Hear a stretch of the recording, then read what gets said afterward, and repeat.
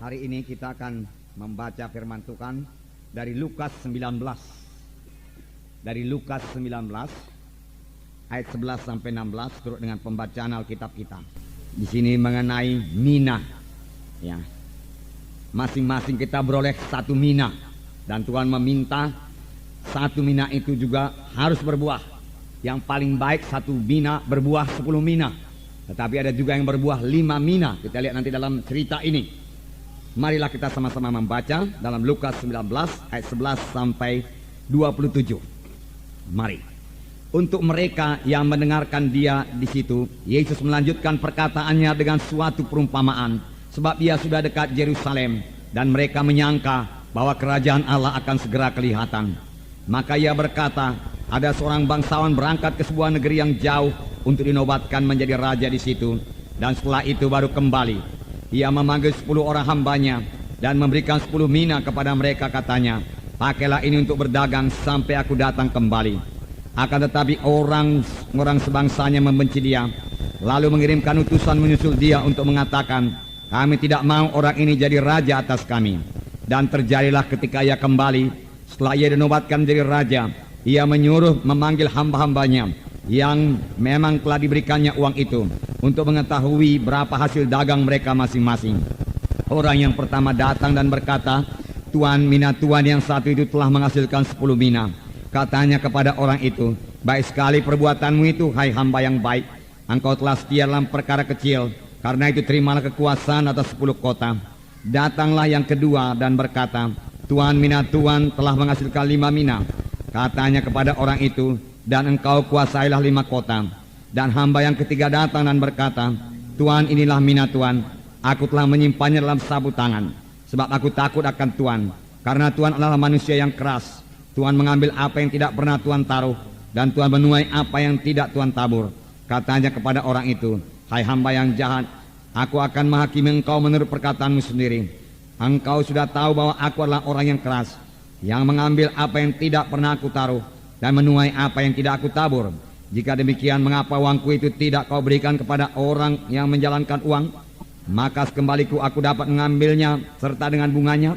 Lalu katanya kepada orang-orang yang berdiri di situ, ambillah mina yang satu itu daripadanya dan berikanlah kepada orang yang mempunyai 10 mina itu. Kata mereka kepadanya, Tuan, ia sudah mempunyai 10 mina. Jawabnya, aku berkata kepadamu, setiap orang yang mempunyai, kepadanya akan diberi.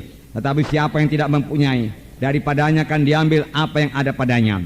Akan tetapi semua seteruku itu yang tidak suka aku menjadi rajanya, bawalah mereka kemari dan bunuhlah mereka di depan mataku.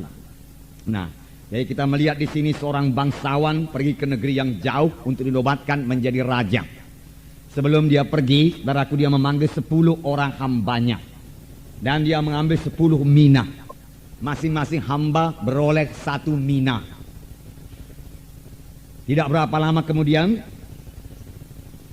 bangsawan ini kembali dan dia meminta supaya masing-masing memberi pertanggungjawaban tentang mina yang diberikannya kepada mereka. Karena pada waktu bangsawan itu memberikan mina itu, dia berkata kepada hamba-hambanya itu, berdaganglah dengan uang mina ini sampai aku kembali. Nah, saudara kekasih dalam nama Yesus, jadi masing-masing beroleh 1 mina. Tidak seperti talenta. Dalam perumpamaan talenta beberapa waktu yang lalu, kita melihat bahwa satu orang diberikan 5 talenta, yang lain 2 talenta, yang lain 1 talenta. Tapi dalam hal perumpamaan mina ini, masing-masing beroleh 1 mina. Dan Tuhan juga masih menuntut, saudaraku, supaya 1 mina ini juga berbuah. Sama sebagaimana talenta itu berbuah. Talenta daripada Tuhan, mina pun daripada Tuhan. Hanya talenta itu, saudaraku, gambaran kesanggupan kita.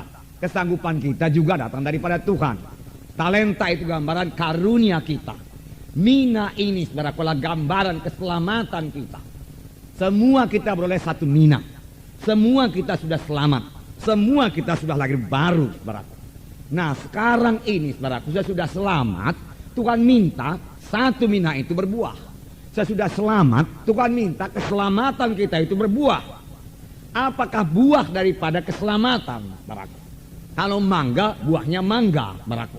Kalau durian, buahnya durian. Kalau pohonnya durian, buahnya durian. Kalau orang selamat, buahnya orang selamat, saudaraku. Kalau mina, buahnya mina, saudaraku. Tuhan minta satu mina paling sedikit, saudaraku. Firman Tuhan berkata dalam buku Efesus 4 ayat 11 dan 12, semua kita ini harus melayani, saudaraku. Tidak ada yang tidak melayani. Jadi semua kita harus ambil bagian, saudaraku, dalam pelayanan. Dalam Efesus 4 ayat 11 saya bacakan, dan ialah yang memberikan baik rasul-rasul maupun nabi-nabi, baik pemberita-pemberita Injil maupun gembala-gembala dan pengajar-pengajar, untuk memperlengkapi orang-orang kudus bagi pekerjaan pelayanan, bagi pembangunan tubuh Kristus. Di sini ia, yaitu Tuhan sendiri, telah memberikan kepada jemaatnya, telah memberikan kepada gereja lokal. Apakah itu? Nabi-nabi, guru-guru, rasul-rasul, gembala-gembala, penginjil-penginjil. 5 tugas pelayanan, saudaraku. Tugas pelayanan yang utama 5, saudaraku. Apakah gunanya mereka ini diberikan Tuhan? Di sini dikatakan untuk memperlengkapi orang-orang kudus, untuk memperlengkapi saudara dan saya. Untuk apakah saudara dilengkapi? Firman Tuhan ini berkata, untuk memperlengkapi orang-orang kudus bagi pekerjaan pelayanan, bagi pembangunan tubuh Kristus, bagi pekerjaan pelayanan, bagi pembangunan tubuh Kristus. Nah, saudara, jadi saudaraku, kita semua melayani untuk membangun tubuh Kristus. Kita ikut dalam membangun tubuh Kristus. Nah, saudaraku yang kasih dalam nama Yesus, tubuh Kristus. Ya, kita inilah anggota tubuh Kristus. Anggota tubuh Kristus, saudaraku, semuanya berfungsi. Tidak ada yang tidak berfungsi, saudaraku. Tidak ada yang tidak berfungsi. Nah, dengan demikian, saudaraku, sidang ini dibangun kalau semua kita ikut berfungsi, saudaraku. Pada akhir zaman ini, saudaraku, Tuhan bekerja melalui gereja lokal, saudaraku. Tuhan bekerja melalui satu tim ministry, saudaraku, yaitu melalui guru-guru, nabi-nabi, gembala-gembala, rasul-rasul, pengajar-pengajar, saudaraku, penginjil-penginjil, saudaraku. Di dalam satu gereja lokal, saudaraku. Syukur kepada Tuhan, Tuhan telah memimpin kita membangun satu gereja lokal seperti ini, saudaraku. Biarlah kita terus, saudaraku, aktif sebagai anggota tubuh Kristus. Karena dalam gereja lokal seperti ini, masing-masing kita bisa berbuah, saudaraku. Mina yang kita punya itu, saudaraku, bisa berbuah, saudaraku. Dan kita sampai kepada kehendak Tuhan. Tapi benarkah kita sudah sampai kepada kehendak Tuhan, saudaraku? Benarkah semuanya kita ini sudah berfungsi? Benarkah semuanya kita ini sudah menjalankan uang mina kita yang satu itu, saudaraku? Yaitu keselamatan, berbuah keselamatan, saudaraku. Saudaraku yang kekasih dalam nama Yesus, kalau kita bandingkan dengan gereja pertama di Yerusalem, saudaraku, mereka, saudaraku, pada hari Pantekosta beroleh 3.000 orang untuk diselamatkan dan dibaptiskan sekaligus, saudaraku. Saya yakin pada hari itu mereka selamat. Pada hari itu mereka dibaptis, tidak menunggu-nunggu lagi, saudaraku. Kemudian beberapa waktu kemudian, saudaraku, mujizat Tuhan terjadi. Petrus berjalan ke pintu bait Elok dan melihat di situ, saudaraku, seorang yang tepok. Dan dia berkata, emas dan perak tidak ada padaku, tapi apa yang ada padaku kuberikan padamu. Dalam nama Yesus orang Nazaret, bangkit dan berjalan. Orang itu bangkit dan berjalan. Mujizat Tuhan terjadi dan 5.000 orang bertobat.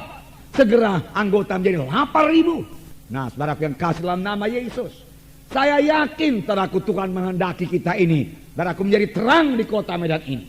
Saya yakin Tuhan menghendaki lebih 150 jiwa tiap-tiap minggu, lebih 200 jiwa tiap-tiap minggu. Apalagi pada akhir zaman ini, saudaraku. Yesus akan segera datang, saudaraku. Tuaian zaman akhir sudah mulai berlangsung, maka sudah berlangsung. Waktu-waktu tinggal sedikit, saudaraku. Memang saudara berkata, mudah sekarang jiwa-jiwa selamat.